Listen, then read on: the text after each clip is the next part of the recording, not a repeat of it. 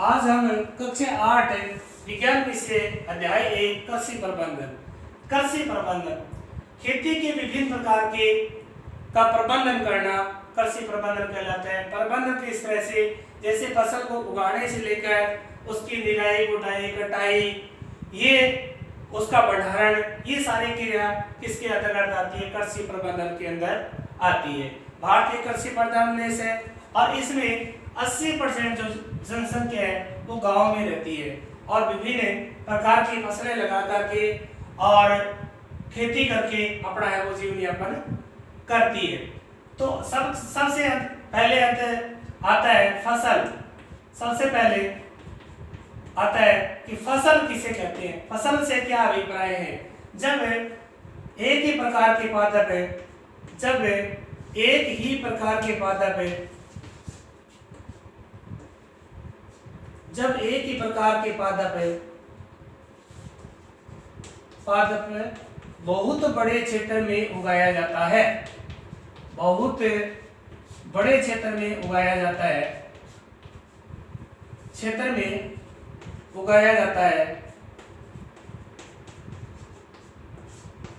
तो उसे क्या कहते हैं?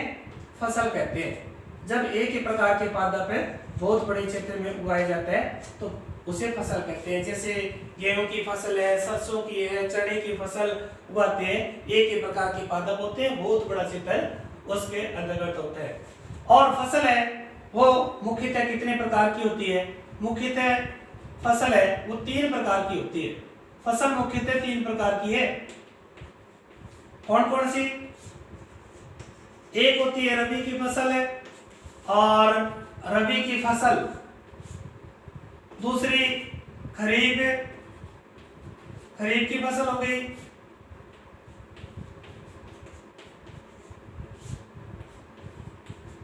और एक होगी जायद की फसल।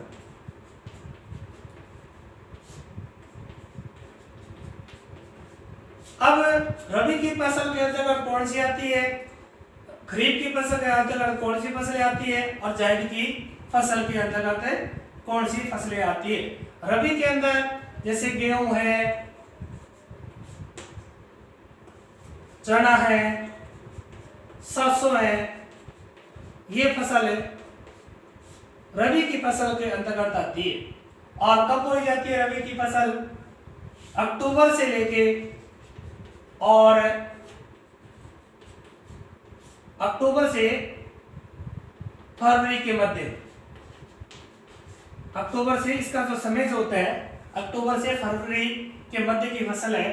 खरीफ की जो फसल है उसके अंतर्गत आती है, जैसे बाजरा बता सकते हैं, मूंग हो सकता है, ग्वार है, मूंगफली है।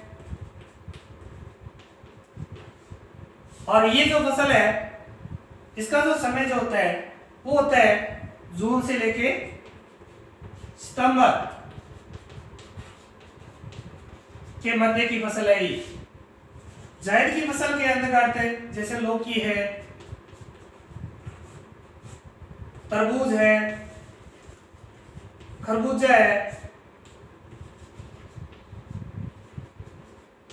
और इसका जो समय जो होता है मार्च से लेके जून, मार्च से जून के मध्य का समय होता है। तो अपने को ये पूछा जाता है फसल किसे कहते हैं, फसलें कितने प्रकार की होती है और कौन कौन सी इसके अंतर्गत फसलें होती है। अब इसके बाद में आता है कि फसल का उपयोग के आधार पर फसल है वो मुख्यतः कितने प्रकार की होती है। उपयोग के आधार पर अगर बात करें तो जैसे मान लो अनाज, तिलहनी फसलें, दलहनी फसलें, औषधीय फसलें। तो सबसे पहले बात करते हैं अनाज वाली फसलें। उपयोग के आधार पर फसल बता रहे हैं, उपयोग के आधार पर फसल। सबसे पहले बात करते हैं अनाज की, और अनाज के अंतर्गत कौन सी फसलें आती है? जैसे गेहूं है और बाजरा है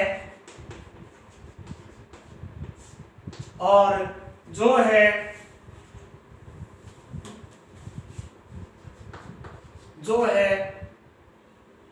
चावल है, बहुत सारी फसलें हैं, ये अनाज वाली फसलें हैं और इनका उपयोग कहाँ होता है, किस रूप में करते हैं, रोटी बनाने में, दलिया बनाने में इनका उपयोग है होता है। इसके अलावा दलहनी, दलहनी कौन सी, दाल वाली फसलें, जैसे चना है, अरहर है, चना है, अरहर है, मूंग है, ये अनाज दलहनी फसलें हैं जिनका उपयोग होता है दाल के रूप में, दाल के रूप में इनका उपयोग किया जाता है। एक तिलहनी फसलें होती है, तिलहनी यानी तेल वाली फसलें, तिलहनी के अंदर तिल है और सरसों है, मूंगफली है, ये है तिलहनी फसलें और जिनका तेल के रूप में इस्तेमाल किया जाता है, तेल के रूप में उपयोग किया जाता है। अब मसाले वाली फसलें, मसाले वाली फसल के अंदर जैसे मिर्च है, धनिया है और जीरा है, ये मसाले वाली फसलें हैं और जिनका मसाले के रूप में इस्तेमाल किया जाता है, उपयोग किया जाता है। औषधि वाली फसलें जिनका दवाई के रूप में उपयोग किया जाता है, जैसे धतूरा है, औषधीय पादप है धतूरा। सिनकोना एक वृक्ष होता है जिसकी छाल का उपयोग मलेरिया के उपचार में किया जाता है, सिनकोना।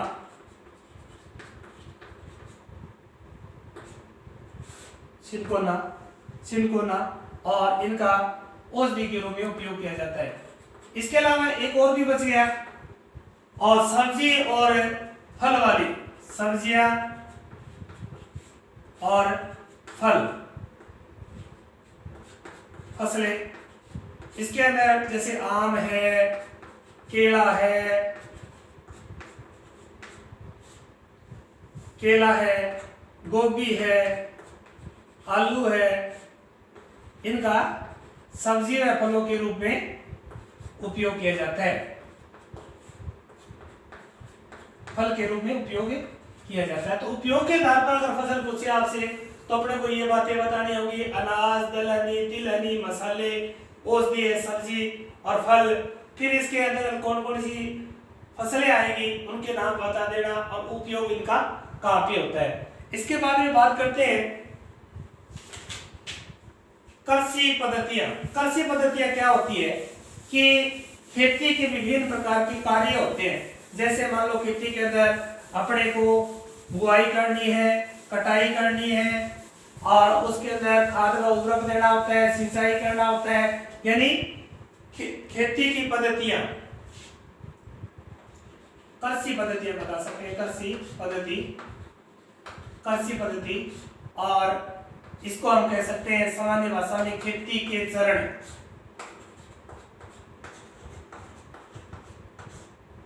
हम खेत की बुआई से लेकर के और लास्ट में उसकी कटाई है, बीज का भंडारण है, वो सारे जो क्रियाकलाप क्या कहलाते हैं, खेती के चरण कहलाते हैं। तो खेती के चरण के अंदर सबसे पहला जो टॉपिक हम पढ़ेंगे वो होता है मिट्टी तैयार करना। मिट्टी तैयार कैसे करते हैं, यानी मिट्टी को पोली करना होता है, मिट्टी तैयार करना, मिट्टी को उल्ट पर देना। अब उल्ट पर कैसे दोगे आप, हल के द्वारा। अब पहले तो क्या करते थे कि बैलों के द्वारा, ऊंटों के द्वारा हल चला करके मिट्टी तैयार करते थे और जुताई करते थे, और जिससे क्या मिट्टी वो पोली हो जाती थी। और हल के द्वारा या फिर हल है वो पशुओं के द्वारा चलाया जाता था। पशुओं के द्वारा जैसे ऊंट है और बैल है, इनके द्वारा वो चला करके, हल चला करके मिट्टी पोली किया करते थे। ये तो क्या पारंपरिक तरीका था। अब आधुनिक तरीका क्या है, ट्रैक्टर के द्वारा। आधुनिक अब क्या करते हैं, आधुनिक कि ट्रैक्टर के द्वारा मिट्टी को पोली करते हैं। खेत की जुताई करते हैं। अब मिट्टी हल चलाते हैं तो मिट्टी पोली हो जाती है, और पोली मिट्टी से फायदा क्या होता है ये पूछते हैं कई बार। पोली मिट्टी के लाभ क्या होते हैं? मिट्टी पोली हो जाती है तो उससे क्या फायदा होता है, क्या लाभ होता है? तो सबसे पहले अपने को ये बताना है कि अंकुरण है, बीजों का अंकुरण है, बीजों का जो अंकुरण है वो आसानी से हो जाता है। बीजों का अंकुरण यानी सही ढंग से वो उग जाते हैं। और दूसरी बात है सूक्ष्म जीव यानी लाभदायक सूक्ष्म जीव जो होते हैं, लाभदायक सूक्ष्म जीव है उसकी वृद्धि हो जाती है। लाभदायक सूक्ष्म जीवों की वृद्धि यानी जैसे केंचुआ बीज होता है, कृषि में यानी किसान का मित्र होता है केंचुआ, उनकी भी वृद्धि हो जाती है। लाभदायक सूक्ष्म जीवों की वृद्धि हो जाती है, बीजों का अंकुरण आसानी से हो जाता है। और रही बात अगली, तो इसके अंदर जो जड़ें जो होती है ना वो भी श्वसन आसानी से कर लेती है। जड़ें श्वसन है वो आसानी से कर लेती है, जड़ें भी आसानी से श्वसन कर लेती है। तो ये अपने बातें बतानी है कि पोली मिट्टी से क्या लाभ होते हैं। एक दो और भी बता सकते हैं पोली मिट्टी के जो लाभ है कि जड़ें गहराई तक चली जाती है, अपूर्ण सरलता से हो जाता है, श्वसन आसानी से हो जाता है, और जड़ें हैं वो गहराई तक चली जाती है, जड़ें हैं वो गहराई तक चली जाती है। ये अपने को बताना है पोली मिट्टी के लाभ। पोली मिट्टी के लाभ के अंतर्गत बीजों का अंकुरण आसानी से हो जाता है, लाभदायक सूक्ष्म जीवों की वृद्धि हो जाती है, जड़ें श्वसन आसानी से कर लेती है, जड़ें हैं वो गहराई तक चली जाती है। ये बात कर रहे थे मिट्टी तैयार करना इसके अंतर्गत है। और ये कार्य क्या कहलाता है? जुताई कहलाता है, जुताई। अब जुताई किसे कहते हैं? जुताई हल चलाकर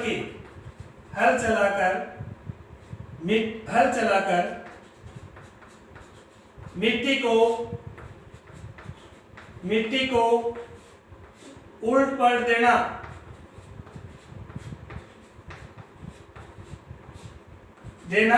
या फिर पोली करना क्या कहलाता है? जुताई कहलाता है। यानी जुताई किसे कहते हैं आपसे पूछे ना, तो हल चलाकर मिट्टी को उलट पलट देना या पोली कर देना, ये जुताई कहलाता है। अब इसके बाद में बुआई करना, दूसरा जो चरण है, हमें खेती के चरण पढ़ रहे हैं, एक चरण पढ़ा है अभी तक है, और दूसरा जो चरण है वो होता है बुआई करना। दूसरा चरण है नंबर 2 बुआई करना। आसान सा टॉपिक है बुआई करना। वैसे ये पूरा पाठ ही आसान ही है, कोई ज्यादा मुश्किल वाली बात नहीं है। बुआई करना क्या होता है कि बीजों को बोना होता है। मिट्टी तैयार करने के बाद में, सिंचाई करने के बाद में बीज को भूमि के अंदर बोना होता है। उत्तम क्वालिटी के जो बीज होते हैं तो जिससे उत्पादन है वो अधिक होता है और रोगों से लड़ने की क्षमता उसके अंदर ज्यादा होती है। और जैसे मान लो हम बीज लाते हैं, तैयार करते हैं, बीजों को पहले चयन करते हैं, तो इसके अंदर हमें एक गतिविधि दे रखी है कि जैसे मान लो 4-5 मुट्ठी मूंग के जो बीज लेकर के फिर उसको एक पानी से भरी बाल्टी में डालेंगे, तो जो हल्के है, टूटे हुए जो बीज है, खराब जो बीज है, हल्के जो बीज है, वो क्या है ऊपर तैरने लगते हैं, और जो स्वस्थ जो बीज होते हैं वो क्या है नीचे रहते हैं पेंदे के अंदर, उसको अलग कर लेते हैं, फिर उनको क्या बोलते हैं, तो जिससे क्या है उत्पादन है अधिक होता है। तो अपने को बुआई का कार्य भी जैसे हल के द्वारा किया जा सकता है। हल के द्वारा इसमें सीड ड्रिल मशीन भी आती है, ट्रैक्टर के द्वारा भी किया जाता है, तो ये बुआई करना कहलाता है। ये हल के द्वारा और सीड ड्रिल मशीन होती है, सीड ड्रिल ट्रैक्टर के द्वारा, हल है, हल भी जैसे पशुओं के द्वारा हो गया, पशुओं के द्वारा, ये ट्रैक्टर के द्वारा इसको चला करके बुआई करते हैं।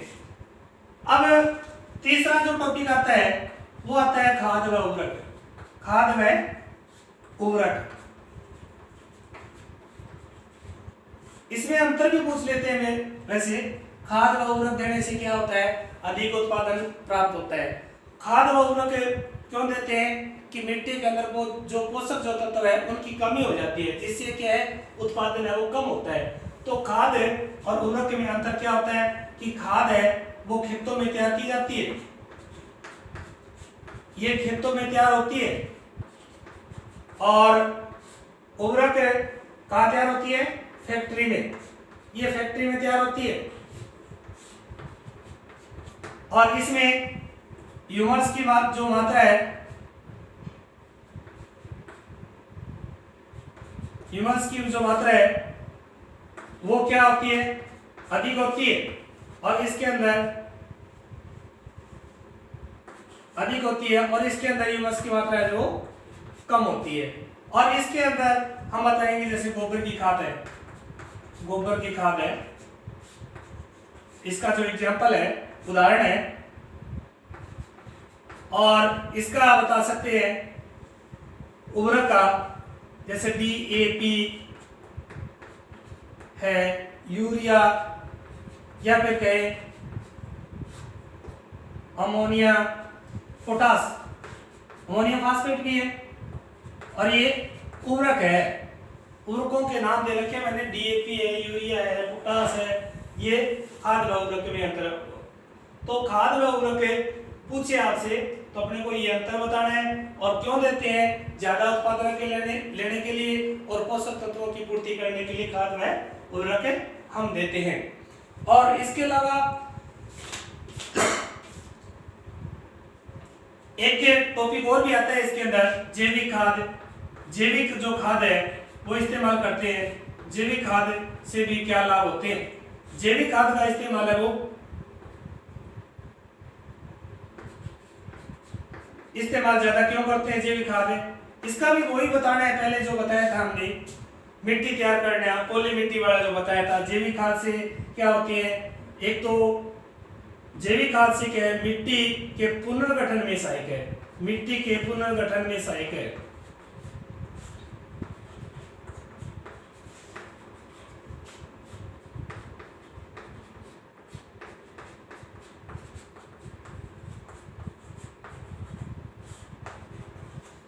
देखो मैं ऊपर लिख रहा हूं, शायद नीचे दिखाई नहीं दे रहा होगा, मिट्टी के पुनर्गठन में सहायक है। और एक नंबर 2 आता है जल धारण करने की जो क्षमता है वो अधिक हो जाती है। जल धारण करने की क्षमता है वो अधिक हो जाती है। अंकुरण भी, बीजों का अंकुरण भी आसानी से हो जाता है, बीजों का अंकुरण भी आसानी से हो जाता है। और नंबर 4 जड़ें